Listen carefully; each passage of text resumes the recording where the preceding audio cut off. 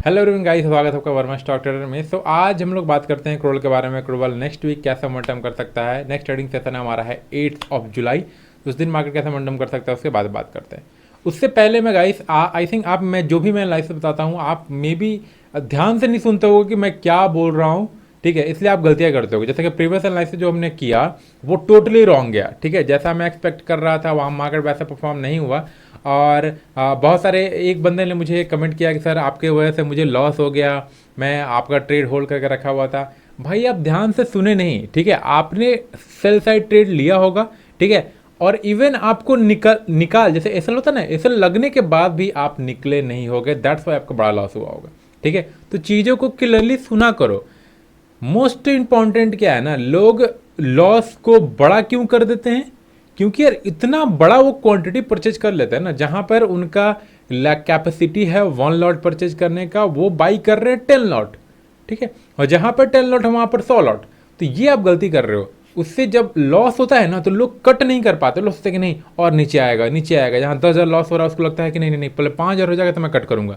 फिर 5,000 आता है तो लगता है 0 हो जाएगा तब कट कर दूंगा। ऐसे करते करते उनका जब 5 का 10, 15, 20, 25, 30, 40 अब पूरा अकाउंट साफ हो जाता है, ठीक है। तो मैं फिर बोल रहा हूँ, trading is all about mindset. आप क्या सोचते हो, क्या देखते हो, कैसे एग्जीक्यूशन आपका बहुत फास्ट होना चाहिए। लॉस में तो और फास्ट। प्रॉफिट हो रहा है रन होने दो, लॉस हो रहा है जस्ट कट इट। क्योंकि देखो अगर आपके पास कैपिटल होगा आप प्रॉफिट कर पाओगे, नहीं होगा you never make profit man. So most important है हमारे कैपिटल को प्रिजर्व करना, उसको सेव करके रखना, ठीक है। तो देखो प्रीवियस में मैं एक बार डिस्कस करूंगा कि प्रीवियस में एनालिसिस मैंने क्या बताया था और कब बोला था कि भाई निकल जाना है इसके बीच।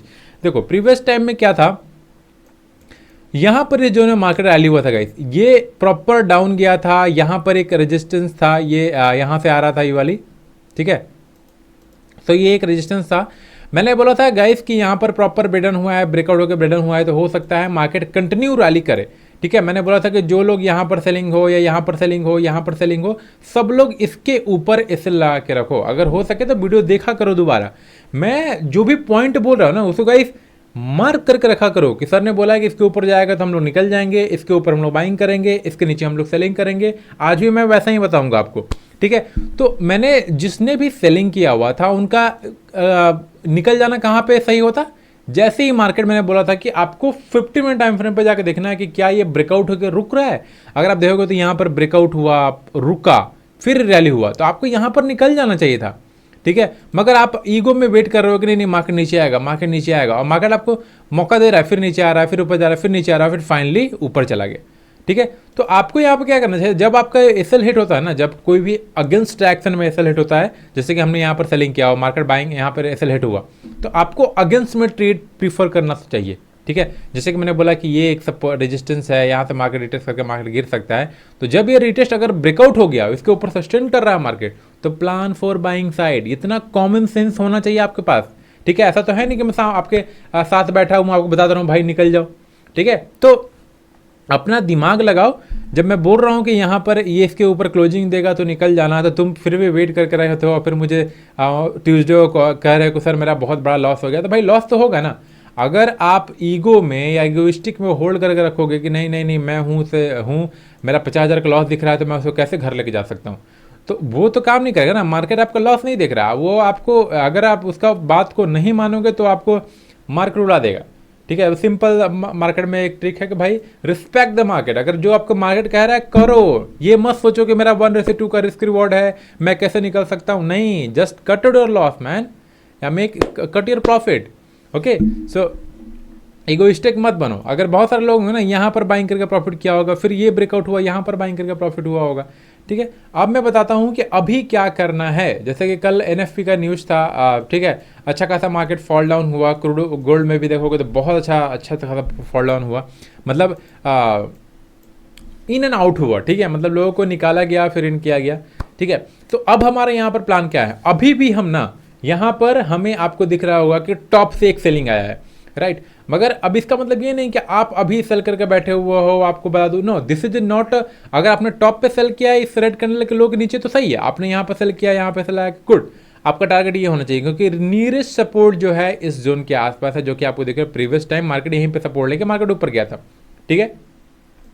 तो अभी नियरेस्ट सपोर्ट ये है, मार्केट यहाँ तक आ सकता है, मगर क्या हम जो यहाँ पर सेल किए हैं इस जोन के आसपास, क्या हमने सही किया? बिल्कुल नहीं, ठीक है। क्या हमें न्यू फ्रेश सेलिंग मिल सकता है? Yes, time for new fresh selling, और हमें कहाँ मिलेगा? इस जोन के आसपास।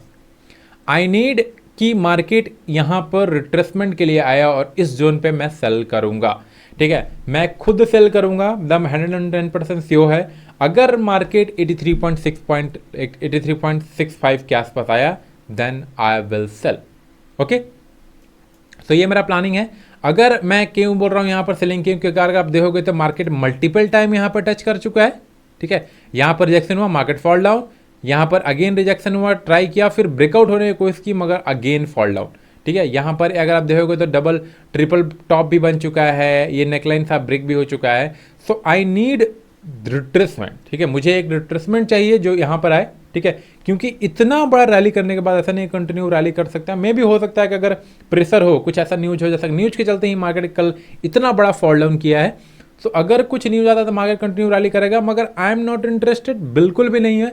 मैं एक सर्टेन रूल को फॉलो कर रहा हूँ ट्रेडिंग के लिए, और मैं वो रूल को बहुत बहुत स्ट्रिक्टली फॉलो करता हूँ, ठीक है, क्योंकि रूल है तो मैं हूँ, ठीक है।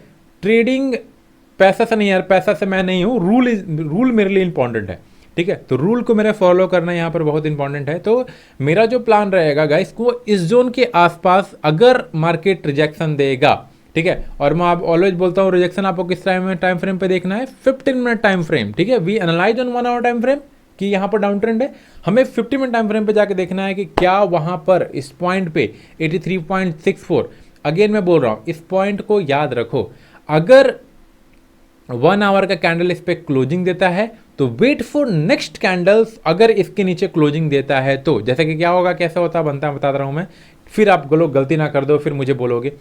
सो अगर आप देखोगे तो मान लो कि नेक्स्ट ऐसा ग्रीन कैंडल बना, ठीक है, तो आपको इस समय पे सेलिंग नहीं करना है, you are waiting for next red candle की जो कि इसको ऐसा इंगल्फ करे, फिर उसके बाद लो पे सेल करो, हाई पे सेल आके आप काम करो।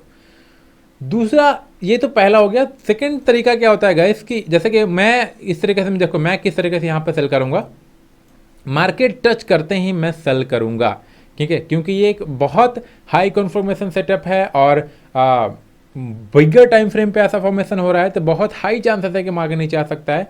एक यहाँ पर सपोर्ट लेके मार्केट ऊपर तो है, एक हल्का सा यहाँ सपोर्ट लिया है, मगर जो मेजर सपोर्ट है वो इस जोन के आसपास है, ठीक है।